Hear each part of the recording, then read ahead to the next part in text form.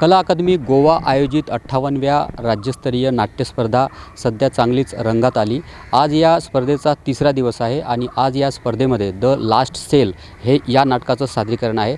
या नाटकाचे लेखक आपल्यासोबत आहेत अश्वेक देसाई। सर, काय सांगाल, आज आपल्या नाटकाचं सादरीकरण आहे, काय विचार आहेत आपले? म्हणजे जेव्हा त्यांचं नाटक माझ्या वाचनात आलं तेव्हापासूनच खरं म्हणजे ते एवढं मला भिडलं होतं स्वतःला की त्या विश्वातच मी जवळजवळ एक महिनाभर होतो की नेमकं काय। आणि त्या नाटकाची एक खासियत अशी होती की तुम्ही ते वाचाल तर तुम्हाला कळेल की मोजमापक्या शब्दांमध्ये त्यांनी व्यथा मांडली होती आणि तो काळ आणि आजचा काळ ह्याच्यामध्ये परिस्थिती अजून तशीच आहे। म्हणजे बरेचसे लोक अजूनही त्याच परिस्थितीशी म्हणजे रेलिव्हंट आहे ते नाटक, असं मला म्हणायचं आहे।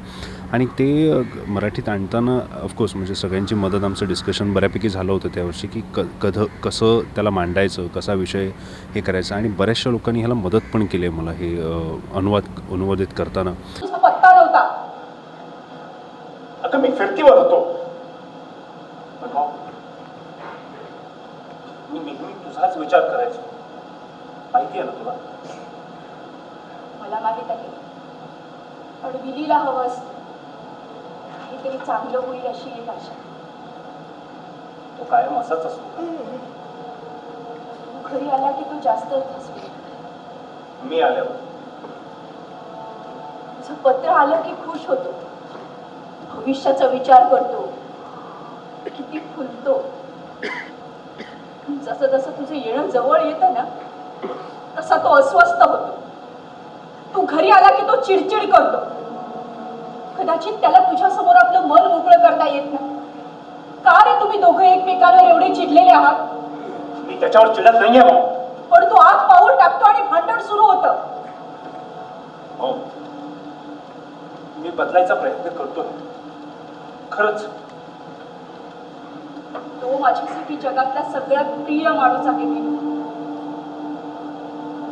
मी त्याला नकोसं, खिन्न वाटेल असं वागणार नाही। आता ठरव, तू तुझा बाप आहे बी, त्याला तो मान दे, नाहीतर इथे येऊ नको। नाटकासाठी कलाकारांची निवड तुम्ही कशा प्रकारे केली? रुद्रेश्वर पण म्हणजे ज्यावेळेला म्हणजे हे आर्थर मिरल यांची संहिता करायचं जेव्हा ठरलं त्यावेळेला मेन रोल जो आहे विली लोमनचा, तो अगोदरच आम्ही ठरवलं होतं की दीपक सरच ह्याच्यासाठी अगदी म्हणजे योग्य कास्ट असेल। बाकीचे जे आहेत ते सरांनी आपापल्या ओळखीने किंवा जसं काय काय थोड्या आम्ही ट्रायआउट पण केले, त्यांच्याकडून डायलॉग्स करून घेतले, ह्या अशा प्रोसेसमधून ते सिलेक्ट केलेले आहेत। आणि आता म्हणजे सांगायचं एक वैशिष्ट्य असं की ह्या नाटकामध्ये जेवढे पण कलाकार आम्ही आहोत ते बऱ्यापैकी ह्या स्पर्धेशी रुजलेले आहेत। त्यांनी 1-2 वर्ष ह्या स्पर्धेमध्ये, किमान 1-2 वर्ष या स्पर्धेमध्ये भाग घेऊन चांगली बक्षिसं वगैरे मिळवलेली आहेत। सो स्टारकास्टच्या बाबतीत एक्सपिरियन्स्ड हा एक पहिला मुद्दा मी ठेवला होता, किंवा एक्सपिरियन्स हवा आहे की ह्या स्पर्धेमध्ये काम करून बऱ्यापैकी रुळलेले कलाकार इथं आणण्याचा आमचा प्रयत्न आहे। नाही कमावलेलं, उत्तम चारित्र्याचाही माणूस नाही, पण तो माणूस आहे मी, आणि त्याच्यावर एक भयंकर संकट येऊन कोसळलंय, म्हणून त्याच्यावर लक्ष दिलंच पाहिजे। कुत्र्यासारखा गाडीत टाकून पुरला जाऊ नये तो।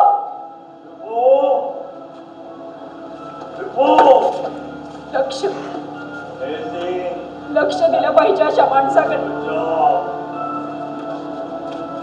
तू त्याला वेडा म्हणालास? नाही मग, माझा तसा अर्थ नव्हता।